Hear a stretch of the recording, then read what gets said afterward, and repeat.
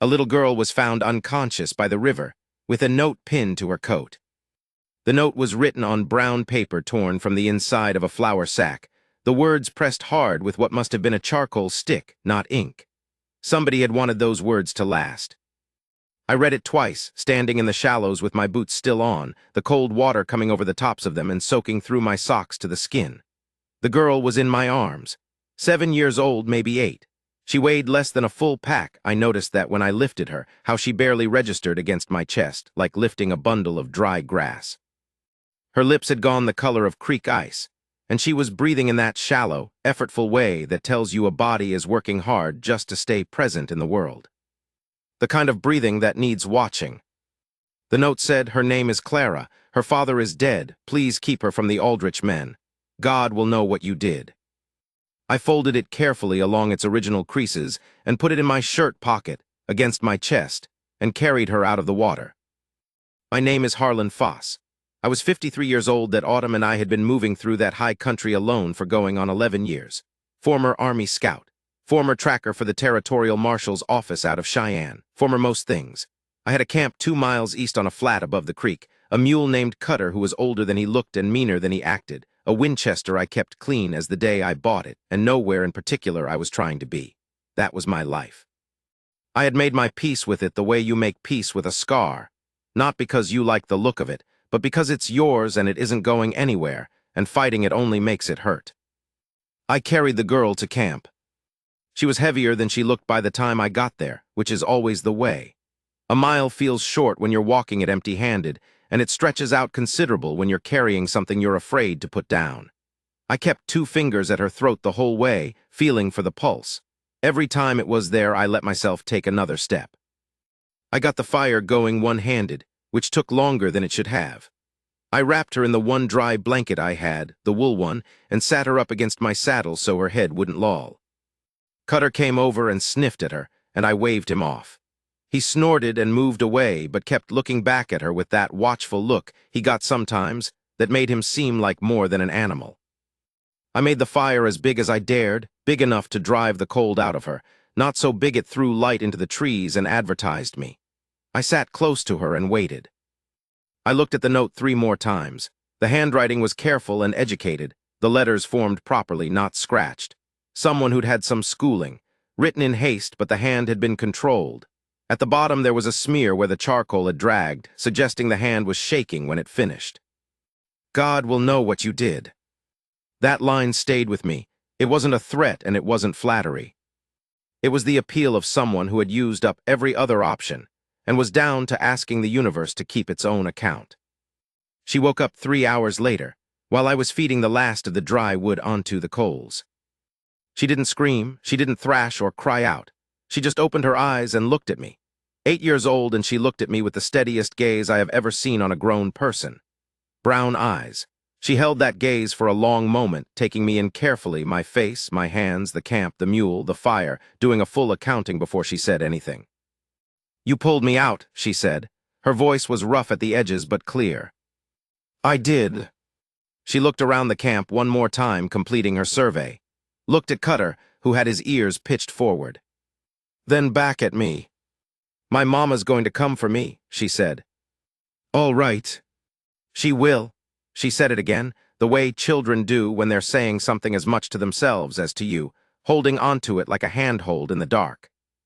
"I believe you," I told her. "Right now you need to rest." She held my gaze for another moment. Then she lay back against the saddle and closed her eyes. I gave her broth about an hour later, made from a strip of dried venison I'd been rationing. She drank it without sitting up, tilting the cup I held to her lips. She was still hot to the touch, not dangerously hot, but working hot, the body burning through something. When the cup was empty, she said, "Thank you," with the precise politeness of a child who has been taught her manners and uses them even when she doesn't feel like it. Then she went back to sleep. I sat up the rest of that night with the Winchester across my knees, listening to the creek 20 yards off and the dark beyond it. The creek runs fast along that stretch, over flat shale, and it makes a sound like it's in a hurry about something. I'd been listening to it for 2 days and knew its rhythms, and anything that didn't fit would have registered. Nothing moved that I didn't expect. In the morning she ate. Hardtack and more broth, sitting up this time, cross-legged in the blanket, watching me work the fire with an expression of careful evaluation. "Are you going to give me to the Aldrich men?" she said. She asked it the same way she might have asked about the weather. No drama, just a practical question she needed answered before she could make further plans. I looked at her across the fire. "No," I said. "Promise. Promise." She nodded once, like a man who's gotten the answer he needed and can proceed. She went back to eating. When she'd finished, she set the tin down and said, "My papa built our house out of logs. He picked each one. He said if you pick the right logs, you don't have to pick them twice." "He sounds like a man who thought things through," I said.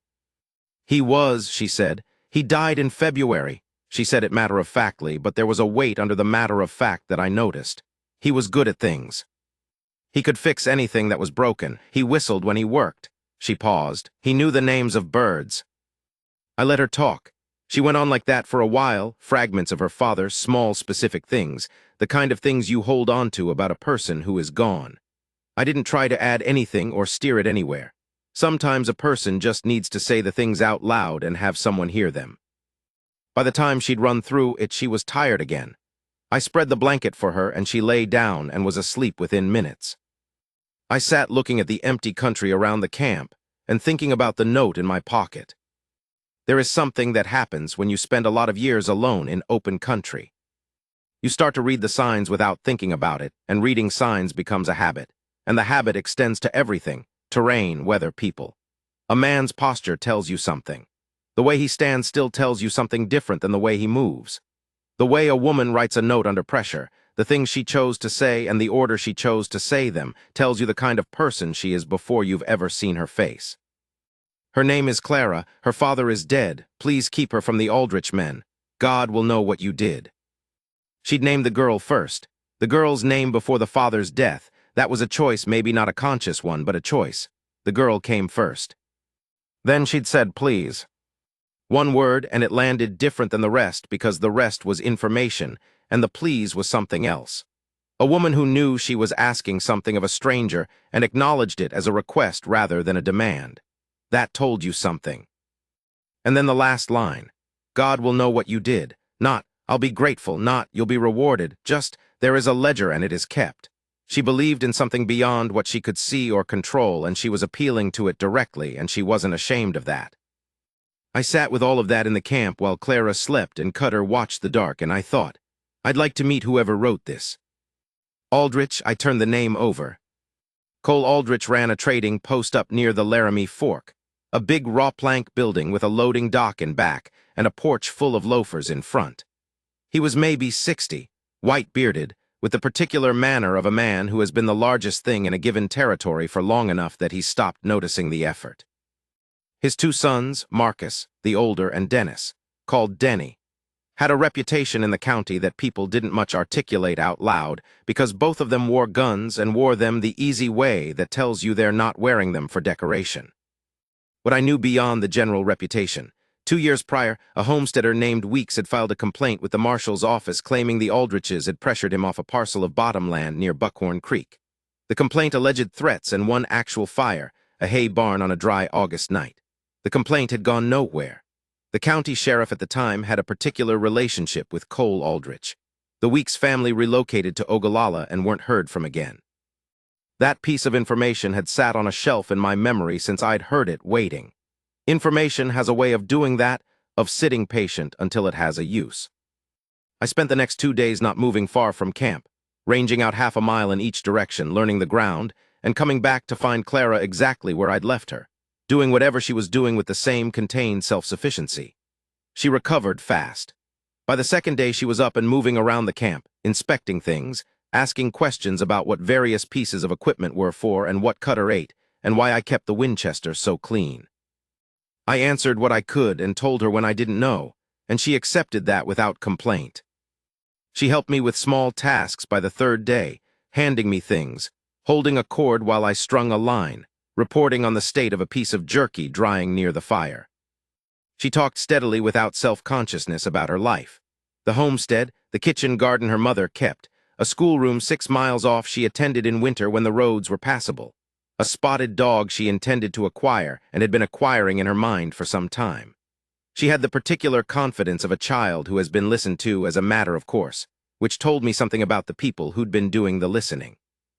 On the morning of the fourth day, I heard horses in the trees to the north and had the Winchester up before I'd quite finished standing. I held still for a long minute, listening. The sound moved through and continued south and didn't come back, and I let my breath out and lowered the rifle. Clara was watching me from across the camp. "Were those the Aldrich men?" she said. "Maybe," I said, "or someone else, hard to say." She thought about this. "What would you have done if they were?" "Depended on what they did," I said. She considered that. "My papa said most trouble goes away if you're ready for it and not afraid of it. He said afraid is what trouble's looking for." "Your papa was right," I said. "I meant it." That evening after she was asleep, I thought practically about what came next. The girl was well. She couldn't stay in a camp indefinitely. She needed somewhere permanent and safe, and whatever that was, it was not with a lone man on a ridge above a creek. The note said her mother was coming. I had no reason not to believe it. I settled on waiting. Nora Vance walked out of the tree line on the fourth morning, leading a gray horse that was carrying everything she owned. I heard her before I saw her, not because she was noisy, but because I had learned the sound of that particular stretch of country well enough that anything new registered. I had the rifle up and was watching the gap in the cottonwoods before she cleared it. She stopped when she saw the barrel. Her hands were immediately visible. She didn't reach for anything, and she didn't panic, and she didn't speak until she'd assessed the situation and decided she understood what she was looking at. "I'm Nora Vance," she said, her voice carried cleanly in the cold air, quiet and even. "I'm looking for my daughter." She was maybe 40. Square-shouldered, wearing a canvas coat with a tear mended carefully at the left elbow. Brown hair pulled back without ceremony. Eyes that had been crying recently but weren't crying now. She had the look of someone who has stripped everything down to what was strictly necessary and is operating on those terms, not from despair, but from a kind of focused discipline that I recognized because I'd had to learn it myself at various points. Behind me, I heard Clara's feet on the frost-hard ground. "Mama." Just that one word, and then she was running and Nora Vance went to her knees in the grass and caught her daughter with both arms and held on. Face pressed down against the girl's hair. No sound. Just held her with everything she had. This woman who had spent 4 days moving through open, dangerous country searching for her daughter. And now she'd found her, and she was going to hold on to her until she'd satisfied herself it was real. I lowered the Winchester and looked somewhere else, gave them their minute. I had coffee going by the time she looked up. She came over leading the gray and stood a few feet from me and looked at me directly, the way people do when they want you to know they're not looking around you. "She's all right," she said. "Had a fever the first night. She's fine now, eating." She glanced at Clara, who had gone directly to Cutter and was explaining the camp to him in detail. "She took to your mule," she said. "He's patient," I said. "More patient than he looks." Almost a smile. She accepted the cup I held out. She drank standing up and didn't say anything for a moment, just looked at her daughter. "Thank you," she said then, "for the note, for keeping her." Note just said what common sense would do. She looked at me. "Most people would have left her on the bank and ridden for help. If they'd done that," she stopped, "I'd have been looking for a grave." I didn't answer that. There wasn't much to say to it. She sat near the fire and ate what I had left of the hardtack and the rest of the coffee, and she ate without self-consciousness, working through it. She was hungry. She'd been hungry for days by the look of her. She told me the shape of it that evening, after Clara was asleep. She told it straight without circling, the way practically minded people deal with hard things. They get it out all at once, so it's done. Her husband Thomas had filed on a quarter section 3 miles north of the Aldrich post 2 years ago. Good bottomland, she said, creek access, south-facing slopes that got enough light for a garden through a short growing season. Thomas Vance had read that land the way some men read land, knowing what it was before it had been worked, and he'd filed on it legal and proved it up clean. The first year, no trouble. Then Cole Aldrich had made an offer. Thomas declined. The offer came again with a different quality to it, less negotiation, more information about how certain things could become complicated. Thomas declined again, and his last refusal was worded in terms that made his position entirely clear. Thomas wasn't a man who swallowed things quietly, she said. She said it with something in her voice that wasn't quite pride and wasn't quite grief. Both, mixed together long enough they'd become one thing. The hay barn had burned in August. The Aldriches had no alibi worth pressing, but the county sheriff at the time was a careful man where Cole Aldrich was concerned. The investigation was brief. Thomas had been found dead in February, on his own property, with injuries that a thrown horse can produce. The coroner noted certain things without pursuing them. 2 witnesses placed the Aldrich boys at the trading post all day. She went quiet after that and looked at the fire, moving a coal with a stick.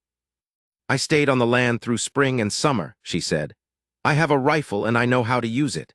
But in July, one of the Aldrich hands said something to me at the store. With a smile on his face, that was the worst part. Said it would go better for everybody if I made other arrangements. Better for my daughter especially. She said it flat. The heat had burned off long since and left behind something colder and more durable. I tried to get out 2 nights later, she said. Hitched the wagon North Road, Marcus and 2 men were waiting. They'd let her go back to the house.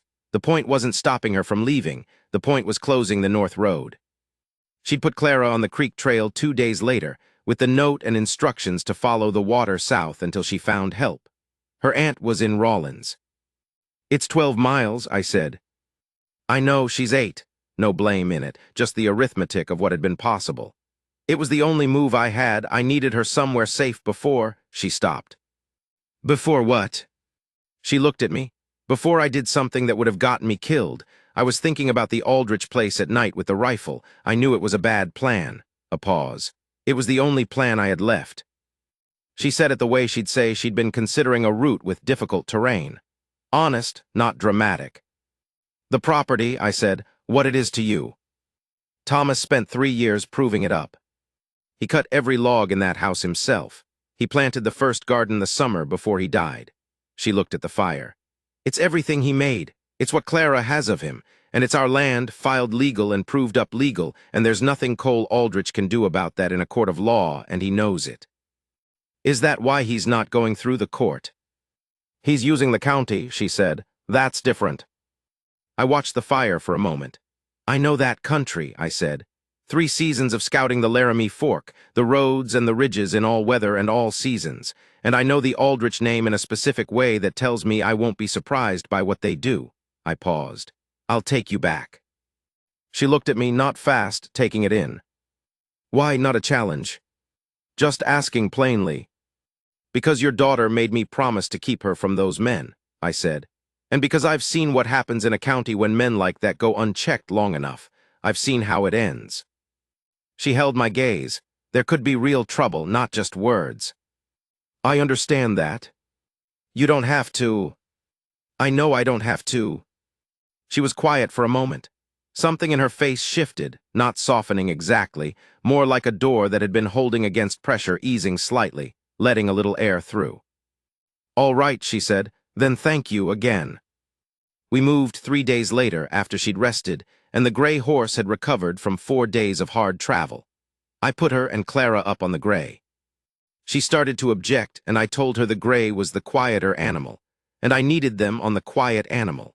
And she received that and got up on the horse and pulled Clara up in front of her without another word.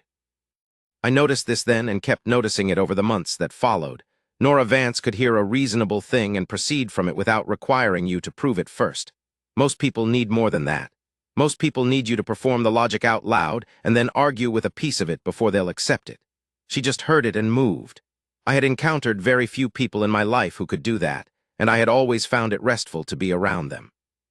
We moved at night, 2 nights of it, using the creek trails and the low ground and staying off the roads.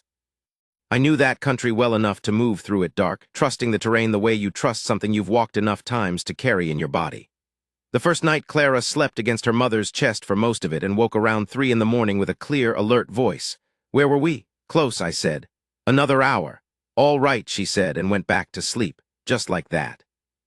The second night was colder, frost on the grass by midnight, the stars hard and brilliant overhead.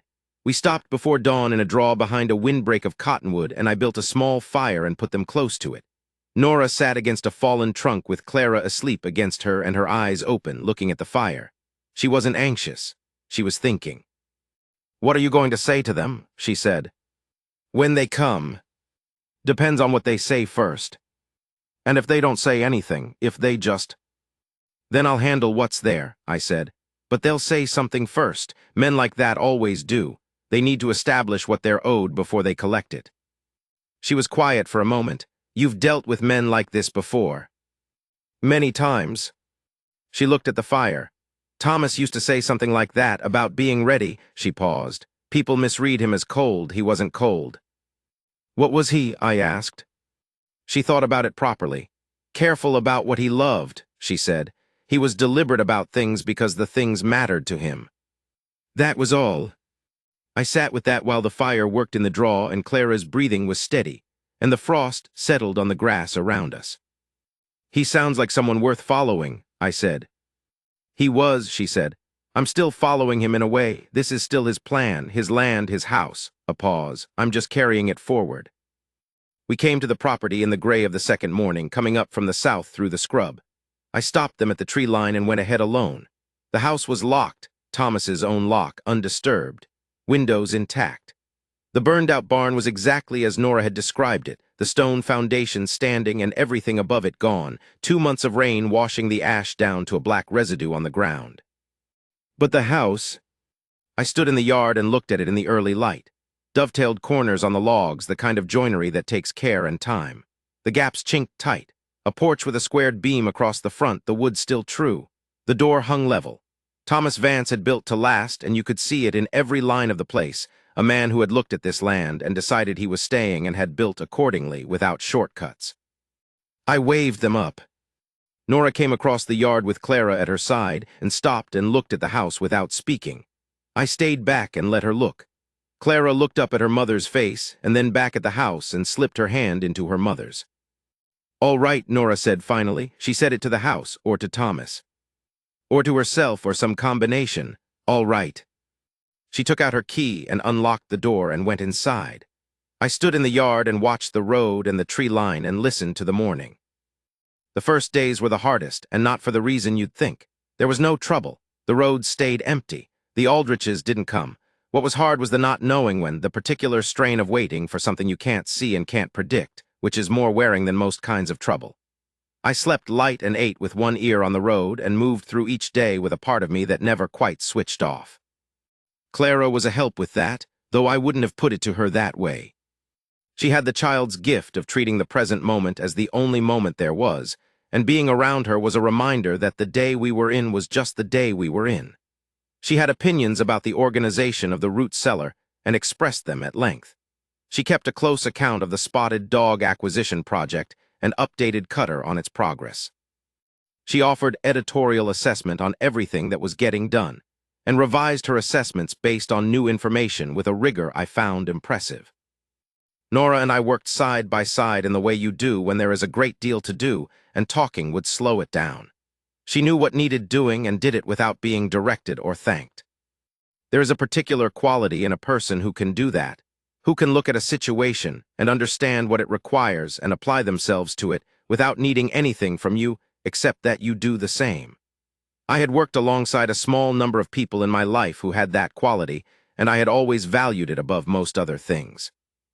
The barn foundation needed attention before we could think about rebuilding. Some of the stones had shifted, and the base had weeds through it that had to come out before anything could go on top of it. I knew stonework from a summer helping wall, a mission compound in New Mexico 20 years back. Nora knew Finnish carpentry, Thomas having taught her, and she worked the wood with an efficiency and exactness that I found myself watching more than was strictly necessary for my own tasks. She was quiet when she worked. The same quality of stillness I'd noticed that first morning. The kind of person who fills a space without needing to make noise about it. In the evenings after supper, when Clara had gone to bed and the lamp was going on the table between us, we talked. Not every night, most of them. She asked about the scouting years, not idly, but with specific questions about terrain and route and how you read the country in different seasons. She asked about the army, and I told her what was worth telling, which was fewer things than I left out. She talked about the homestead, why Thomas had picked this particular piece of land, what she intended to plant in the spring, what she'd learned in 2 years about what the soil wanted and what it gave back. One evening she said, "She's steadier than she should be, for 8. She's her mother's daughter," I said. She received that in a particular way, quietly, as if she'd put it somewhere to think about later. "Thomas would have liked you," she said. "That's an odd thing to say." "Why would he have?" She thought about it properly before answering. "He respected people who were capable of things and quiet about it," she said, "and people who kept their word." She paused. "Both of those." "That's good company to be in," I said. "Sounds like someone worth keeping the word to." "He was," she said. "He was worth the grief of losing him. That's a strange way to put it, but it's what I mean. He was someone who warranted how much it cost." I looked at the lamp. "He left good things behind him," I said. "That house, Clara, you knowing what you know about this land." She was quiet for a moment. The wind moved over the ridge and the house held. "Yes," she said, "he did." The first week of November, I was sick. Something went into my chest on the night of the 3rd, and by morning of the 4th, I was running a fever, and the cough had moved in. I kept working through the morning, and Nora watched me from across the yard, and then came over and stood in front of me, and held her hand near my face without touching it and said, quietly, "Into the bed." I told her I was fine. "You're not fine," she said. "Into the bed, Harlan." I went.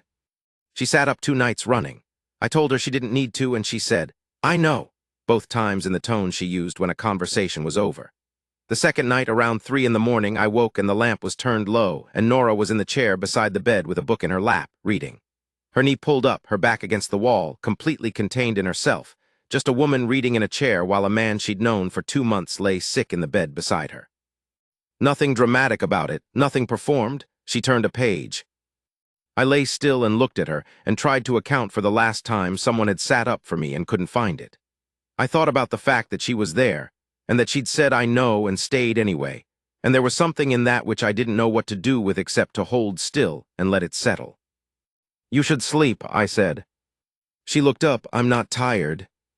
"Nora." "Harlan, even. I've sat up for worse than a fever. Go back to sleep." I went back to sleep. The fever broke on the 4th day, and I was out of bed on the 6th, walking stiffly in the cold morning air until the stiffness eased. Nora came out to the porch and watched me make my circuit of the yard with her arms crossed and her breath fogging in the cold. "Better," she said. "Better," I agreed. She looked at me for a moment. "You worried me," she said, no decoration on it. Then she went back inside. I stood on the porch in the cold morning and held on to that. The Aldriches came on the 12th morning after our return. Cole Aldrich himself didn't come. It was Marcus and Denny, and 2 men I didn't know hands by their look, the kind who hire out for various purposes without asking too many questions. They came up the road from the north at an easy pace, the way men come when they think they own what they're riding toward. I was on the porch with the Winchester when they rounded the near bend. Marcus pulled up when he saw me. His horse shuffled and he steadied it. He looked at the porch at the rifle at my face. He was a big man, raw-boned and 30-something, wearing a good coat and a hat that cost money with his father's flat appraising eyes. Denny was shorter and whiter, with the look of a man who compensates for being less impressive by being louder. The 2 hired men stayed back. "Who are you?" Marcus said. "Harlan Foss." Something moved in his face then. He knew the name. I had spent the previous 10 days making sure certain people in the county understood that I was at the Vance property and why I was there, and that information had reached the Aldrich post. I'd been counting on it. "Foss," he said. "The widow Vance is in the house with her daughter," I said. "She's not going anywhere. The deed is clean and it's at the county recorder's in Laramie. Your father's got a boundary dispute filed with the county court, which is exactly where a property dispute belongs. The judge will hear it." Marcus sat his horse and worked through the arithmetic. I watched him doing it, what I was, what that meant, what the cost of this particular morning would run if it went hard. The 2 hired men had already performed their own version of this calculation, and the results were visible in the way they were sitting. Denny said something low to his brother. Marcus's jaw moved. "You'd plant yourself here," Marcus said, "just like that." "Just like that," I said. "My father's got a legitimate—" "Your father can press his legitimate claim in the county court," I said. "That's the right place for it. I'll be here while he does."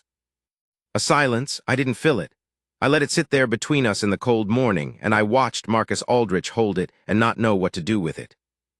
He looked at the house, one long look meant to signify something. Then he turned his horse. "Let's go," he said.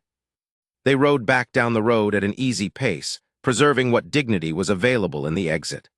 I watched them until they turned the far bend, and the sound of the horses thinned out, and the road was empty and quiet. The door opened behind me. Nora came and stood beside me on the porch. "How bad?" she said. "Not bad. They came to look and they looked. Cole will go to the court.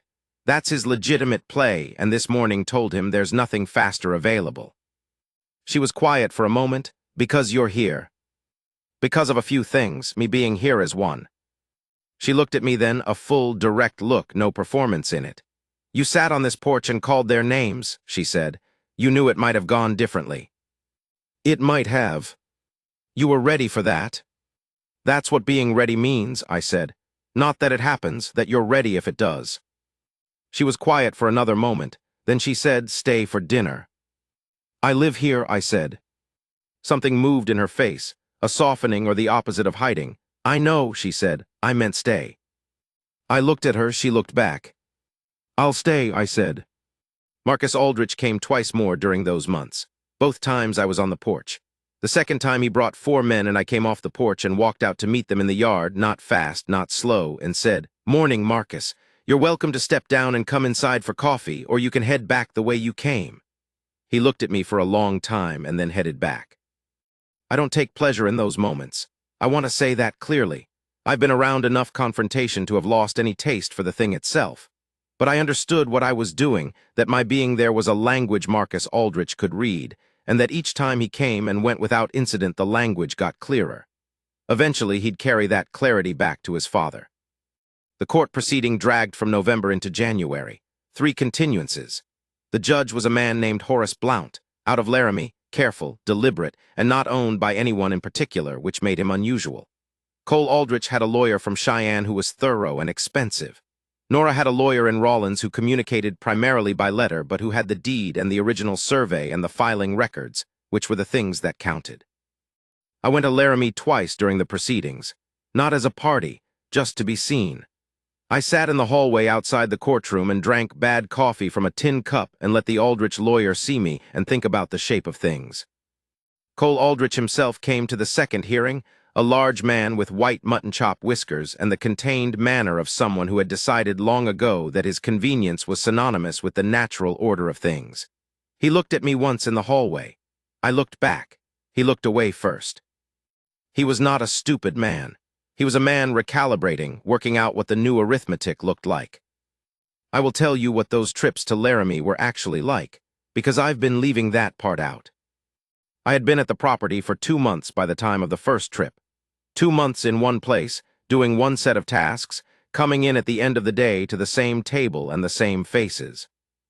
2 months of that after 11 years of moving, and by the time I saddled Cutter for the road to Laramie, I noticed something I hadn't expected. I didn't want to go. Not that I dreaded the trip. It was only 2 days each way, and the road was clear, and I had made that ride many times in various conditions.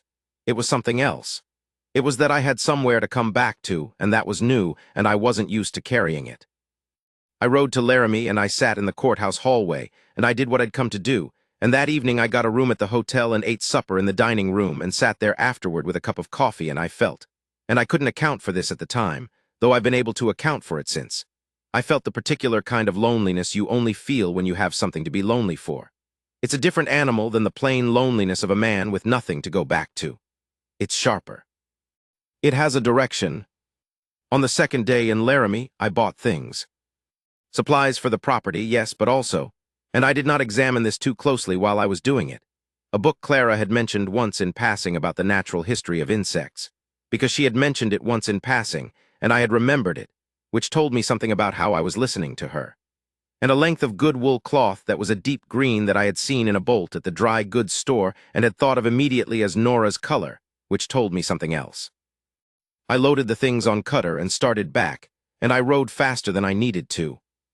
When I came back through the property gate, it was late afternoon, the light going flat and amber, and Nora was coming out of the barn, and she saw me on the road and stopped and waited. I rode up and got down, and she looked at me for a moment and then said, "You're back earlier than I expected." "Roads were good," I said. She looked at me. "How was the hearing?" I told her what I'd seen and what it meant. She listened and asked one question, a good one. Then she took the end of Cutter's lead and started for the barn.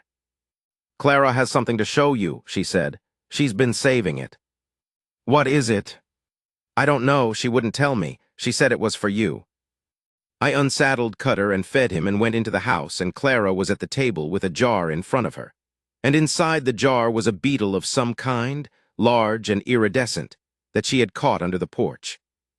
"I didn't know its name," she said. "Can you tell me what it is?" "I can't," I said. "But I bought you something in Laramie that might help." Her face did the thing it did when she was pleased about something, but was trying to be dignified about being pleased. She held out her hand for the book. I ate supper that night with the feeling of having come back to something, and the feeling was so unfamiliar that I sat with it carefully, the way you sit with something fragile, making sure you didn't break it by handling it too hard. December settled hard, snow from the north that came early and stayed. The work changed, keeping the stock fed and watered, keeping the wood supply ahead of the cold, keeping the paths clear. Clara attended school on the days the road was passable and reported on it with the same documentary thoroughness she applied to everything. She had strong opinions about the arithmetic portion of her education and expressed them with some heat. There was a night in December when Clara came to the table for supper and ate without speaking, which was so unusual I noticed immediately. Afterward, when she was in bed, I asked Nora about it. "She had a bad day at school," Nora said. "Some of the children said something about Thomas, about how he died." "What did they say?" "That it wasn't an accident." She said it quietly. "Which is true, but there's a difference between knowing a thing and hearing it said out loud by children who mean it as cruelty." I sat with that. "How is she?" I said. "She'll be all right," Nora said. "She's her father's daughter. She knows how to carry a thing." She paused. "She asked me tonight if you were going to stay." I looked at her. "What did you tell her?" I told her I didn't know. I told her you'd have to answer that yourself. I looked at the lamp for a moment. "Tell her yes," I said. Nora was quiet for a long moment. "You're sure?" "Yes," I said. She looked at me the way she looked at things she was deciding about, careful, complete. Then, "I'll tell her." She went back to the stove. A minute later, on her way past my chair, she put her hand on my shoulder briefly, just that, and that was enough. There was a particular quality to that December that I think about still. The evenings were long and the cold was real, and the three of us were in that house together in a way that was its own world, separate from the court proceedings, separate from the Aldriches, separate from whatever the county thought about the widow Vance and the man who'd taken up residence on her property. Inside the house there was the lamp and the table and Clara's voice and Nora's quiet and the fire and the sound of the wind working on the eaves. I had not lived inside anything like that in 11 years. I had not understood until then what I had been without. One evening I asked Nora how she'd met Thomas. She thought about it. "A church social in Rawlins," she said. "I was 19. He asked me to dance and then didn't dance, just talked to me for an hour about a piece of land he'd seen east of the Fork and what he thought it could be." A pause. I thought, either this man is crazy or he's someone. "Which was he?" "Someone," she said. "He was honest about what he wanted. Most men aren't, they wrap it up in other things. He just said, 'This is the life I'm building and I want to build it with you and I think you'd be good at it and I think I'd be good at it too.' I thought, that's either brave or arrogant." A small pause. "Turned out to be brave." I sat with that. "Sound like someone worth following," I said. "He was," she said. "I'm still following him in a way. This is still his plan, his land, his house. I'm just carrying it forward." She was quiet for a moment. Then, "Do you have anyone somewhere?" "No," I said, "not for a long time." She nodded, no pity in it, just taking in a fact. "That's a long time to move through the world alone," she said. "It is," I said. She looked at the lamp. "I used to think that sounded like freedom," she said, "when I was younger, before I understood what you give up for it." "What do you give up?" She thought about it. "Someone to worry about you," she said. "And someone to worry about, those are the same thing, really. You can't have one without the other." I didn't say anything. The fire cracked. Outside, the snow kept coming down. "You worried me," she said again, quietly. Not about the fever this time, about something larger. I understood what she meant. "I know," I said. The winter settled in around us, and we settled into it. There is a quality to that kind of deep cold, the kind that comes into a high country valley and stays for weeks at a time, that is either terrible or not, depending on what you're inside. If you're inside the right thing, it's almost a gift. The cold makes the small circle of warmth around a lamp and a fire feel earned and particular. It makes the people in that circle matter more. I had work to do every day, and I did it.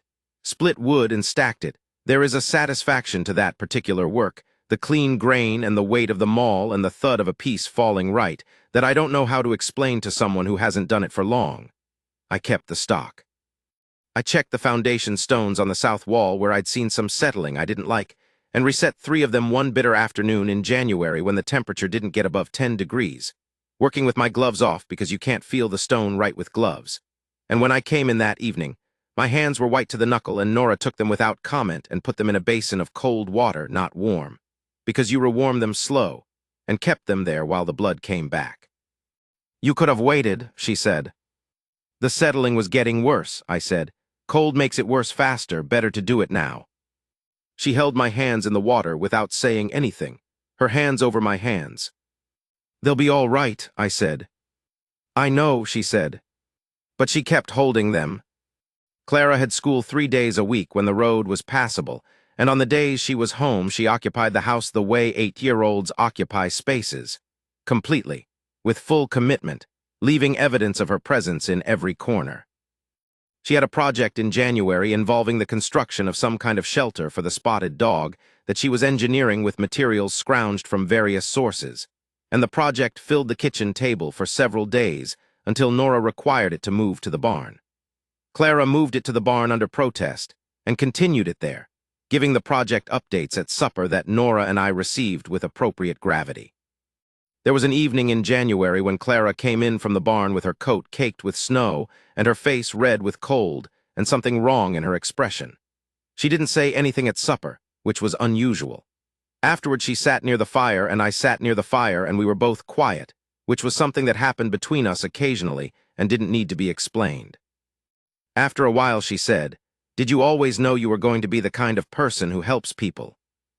I thought about it. "No," I said. "Most of it happened by accident." She considered that. "Is that how it works? You just end up doing things?" "Sometimes you just end up where you are," I said, "and you decide what to do from there." She was quiet for a moment. "Then I want to be the kind of person who helps people when I grow up." "You already are," I said. She looked at me. "How do you know?" "Because you helped me," I said. "When I was sick, you brought me water twice a day without anyone telling you to." She thought about this. "That's not very much." "It was what needed doing," I said. "That's how it works." She nodded, apparently satisfied with that. She went back to looking at the fire. We sat there for a while. The fire burned and the cold pressed against the window and the house held it back, and I thought, this is what I have been without. Not just warmth and shelter. This. A child asking a real question in the evening firelight and trusting you to give her a real answer. The court decision came down on a Thursday in the first week of January. Judge Blount found for Nora Vance on the merits. Cole Aldrich's surveying dispute amounted to 60 feet of creek bank, and Thomas Vance's original filing was clean and properly witnessed. The boundary was the boundary. Aldrich could appeal, which would cost him another year of proceedings and another year of me at the property, and apparently the arithmetic on that didn't favor proceeding. He did not appeal. The county recorder, a small, precise man named Garrett, wrote out himself with the papers. He sat at the table and drank Nora's coffee and told us the county was glad the matter was settled. He thanked me for being a stabilizing presence, his phrase, and a good one. When he left, he shook my hand with both of his, and nodded to me in the particular way one man nods to another when he genuinely means what he's expressing. Nora walked him to his horse. I watched from the porch. She stood in the yard watching him ride down the road long after the sound of his horse was gone. She turned around. Her face had something in it I hadn't quite seen there before, open, the way a face looks when something it has been holding for a very long time finally puts itself down. She walked back to the porch and stopped at the step and looked up at me. "It's done," she said. "It's done." She stood there for a moment, put her hand on the porch post, leaned her forehead against it and breathed once, one long, slow breath, and then straightened up and came up the steps and went inside. Clara, who had watched the entire proceeding from the window with intense interest, announced that the occasion called for the last of the honey that had been carefully rationed since November. We had it on bread for supper, the three of us, with the lamp going and the cold pressed against the glass, and the house holding it back the way Thomas had built it to hold things. That night, after Clara was asleep, Nora sat across from me at the table with her hands around her cup. The lamp between us was low. Snow had started outside, just audible against the glass, and the dark was thick and close, the kind of winter night that makes a lit room feel like the only warm place left in the world. She sat for a while without speaking. I let the quiet sit. "I need to say something to you," she said. "Say it." She looked at the lamp.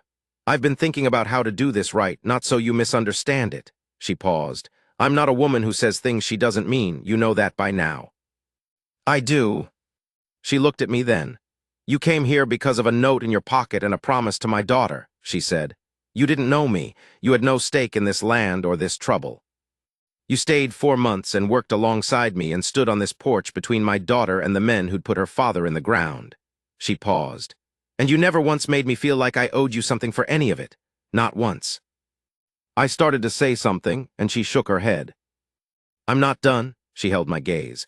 "I know the difference between a man who does things for what he gets and a man who does things because it's who he is. I've been watching you for 4 months and I know what you are." She looked at me directly. "I see you, Harlan, exactly who you are, and I'm not saying this from obligation. I'm saying it because I am genuinely glad you are in this house." She stopped, then quieter. "I am glad you walked along that creek." The snow moved against the window. "I made a promise," I said. "That's where it started." "I know," she said, "but that's not where it ended up." "No," I said, "it isn't." She was quiet for a moment. "What do you want, going forward? I'm not asking you to decide anything tonight. I'm just asking what's true." I looked at her across the lamp, the lines at the corners of her eyes, the particular way she held herself, easy and straight. I thought about the honest answer, the actual one, not the careful one. "I don't want to go," I said. "Why?" She asked it the way she asked everything, plain, wanting the real thing.